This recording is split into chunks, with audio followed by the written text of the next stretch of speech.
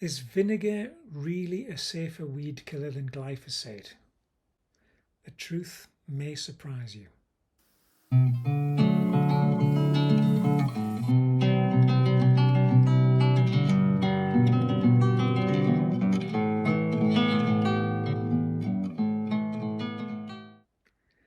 If you've been looking for a natural alternative to glyphosate, chances are you've come across vinegar as a weed killer.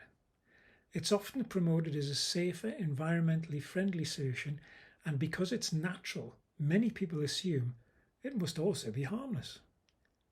But is that actually true? Could spraying vinegar on your weeds be damaging the very soil you're trying to protect? And does it harm earthworms, beneficial fungi and bacteria? And could glyphosate, despite all its controversy, actually have less impact on soil life in some situations? The answers aren't quite as straightforward as many headlines would have you believe. So stick around until the end of this video because I'll compare both products, explain what the science tells us, and reveal why it's many cases the best weed killer isn't found in a bottle at all. Let's begin with vinegar. When people talk about using vinegar as a weed killer, they're referring to acetic acid. Ordinary household vinegar contains around 5% acetic acid, while horticultural weed killers can contain anywhere from 10 to 20%, making them considerably more potent.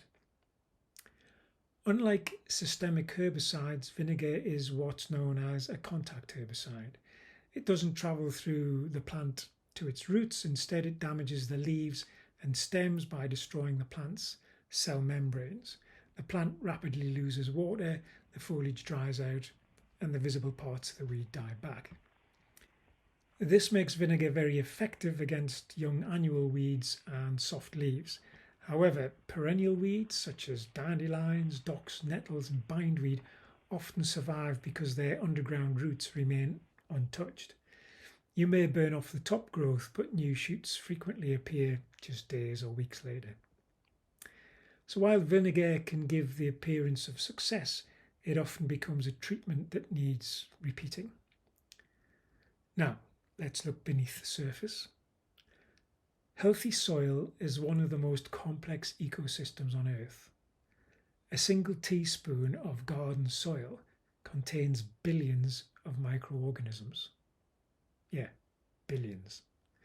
These bacteria, fungi, protozoa and other microscopic organisms recycle nutrients, build soil structure, support health, plant growth, and even help protect plants from disease. Earthworms then act as nature's cultivators, mixing organic matter into the soil while creating tunnels and improve drainage and aeration. When concentrated vinegar reaches the soil, it temporarily lowers the pH around the area where it's been applied. And that sudden acidity doesn't just affect the weeds, it can also affect many of the beneficial organisms. Certain bacteria and fungi are sensitive to rapid change in pH. In some microbial populations can be reduced immediately after application. The good news is that vinegar doesn't remain in the soil for very long. Soil microorganisms quickly begin breaking acetic acid down into carbon dioxide and water. In many gardens, the soil's natural buffering capacity, together with rainfall and microbial activity, allow the pH to recover within a matter of days. The microbial community itself often begins recovering over the following weeks, particularly if the application was light and the soil is healthy. However, repeated application tells a different story. If vinegar is sprayed over the same patch again and again, those microbial communities are repeatedly disrupted before they've begun to fully recover. Over time, that can work against anyone trying to build rich, living soil full of beneficial organisms. So although vinegar doesn't permanently sterilise the soil, it's certainly not completely harmless either. And this brings us to glyphosate. Dun, dun, dun. Few garden products generate as much debate as glyphosate, and for many people it's become one of the most controversial herbicides ever developed. Unlike vinegar, glyphosate is systemic. After being absorbed through the leaves, it's transported throughout the plant's entire system, including down into the roots. So for those persistent, deep-rooted perennials, it works very well. And it works by blocking an enzyme involved in producing certain amino acids that plants need in order to survive. That's why glyphosate is often highly effective at killing deep-rooted perennial weeds. But what happens once glyphosate reaches the soil, and this is where many people are surprised. Glyphosate binds very strongly to clay particles and organic matter in the soil, and once attached it becomes much less biologically available than many assume. And also it's designed to act on green plant matter, so cellulose, and there's not a lot of cellulose in the soil. Over time, soil microorganisms gradually break it down. Hundreds of scientific studies have examined glyphosate's effects on soil. While researchers continue to debate some of the wider environmental issues, the majority of studies have found relatively little direct impact on overall populations of soil bacteria and earthworms when glyphosate is used according to the label. That doesn't mean there are no effects. Some studies have reported temporary shifts in the balance of bacterial and fungal communities, similar to the effects that vinegar has. Certain beneficial fungi may decline, while other microorganisms capable of breaking down glyphosate increase. Doesn't sound so bad, but it's still a disturbance in the balance. These changes are generally temporary, again, like the vinegar, but repeated or intensive use may alter the balance of the soil ecosystem. It's also important to remember that soil biology isn't the only environmental consideration. Glyphosate continues to be studied and debated for its wider ecological effects, including impacts associated with repeated use, resistant weeds, and broader environmental exposure. So where does this leave us? If we're comparing only their effects on soil biology, the answer isn't what many people expect.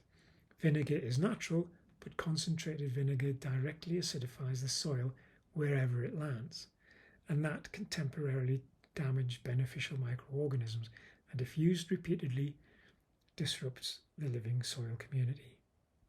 Glyphosate, despite being synthetic, generally appears to have less immediate direct effect on the overall amount of the soil biomass because much of it rapidly binds to the soil particles. However, it can still influence the composition of microbial communities and carries a different set of environmental considerations. In other words, natural doesn't automatically mean better for the environment. This is one of the biggest misconceptions in gardening. Many natural substances can be extremely toxic, while some synthetic products have surprisingly limited effects in certain situations. Every product needs to be judged on the evidence rather than on whether it comes from a plant or laboratory. So where should vinegar be used? In my opinion, and I've expressed this and demonstrated it in several previous videos, vinegar makes far more sense on hard surfaces, patios, block paving, driveways, gravel paths, and resin paths as well, which again, as we can see in this short, do still get weeds. Where preserving healthy soil biology isn't the main concern, even then repeated applications are often needed because perennial weeds frequently regrow from the roots. For flower beds, vegetable gardens, fruit gardens and wildlife friendly borders, I'd be much more cautious about using either. Healthy soil is one of your greatest garden assets and allies, and repeatedly disturbing its microbial life is rarely a good long-term strategy. So what's the best solution? It isn't a solution. If your aim is to create a thriving wildlife garden filled with birds and pollinating insects and hedgehogs and amphibians, fungi and healthy plants, then the most environmentally friendly weed control methods remain the simplest ones. Hand pulling the weeds before they go to seed. Now, you could argue hoeing while the seeds are still small, but again, that's disturbing the soil, breaking down the soil structure. It only affects a very shallow layer of the soil, the top of the topsoil, and you're continually bringing more seeds to the surface where they're likely to germinate. Applying thick organic mulches to block the light, it can work to some degree, but in a planted border, no. A planted border should be full of plants. Vegetable gardens and fruit gardens are a different thing. Using cardboard or biodegradable weed suppressing materials. I found well-rotted biomuck good, like cow muck, not horse muck. If you're wanting to feed, like in a rose bed, should you ever want a rose bed. So these, designing planting schemes that naturally shade the soil and leave the less space for weeds to establish, that's the main one that I sort of promote all the time. If you have bare soil in your borders, then nature will fill that gap with stuff you probably don't want. These methods don't just control weeds, they actively improve the soil, increase biodiversity, and support the countless organisms that make a healthy garden possible. Herbicides, whether natural or synthetic, should ideally become tools of the last resort rather than the first thing you turn to. So the next time somebody tells you vinegar is completely harmless because it's natural, or that glyphosate automatically destroys all soil life because it's synthetic, remember that the real picture is far more complex. Healthy gardening is rarely about choosing sides. It's about understanding the science, making informed decisions and choices, and using the least harmful method that will genuinely solve the problem. So if you found this video helpful, please give a thumbs up. Consider subscribing for more evidence-based gardening, conservation and wildlife content. I'd also love to hear your own experiences. Have you tried vinegar, glyphosate? Which do you prefer? Where do you use them? Or do you rely entirely on manual and organic methods?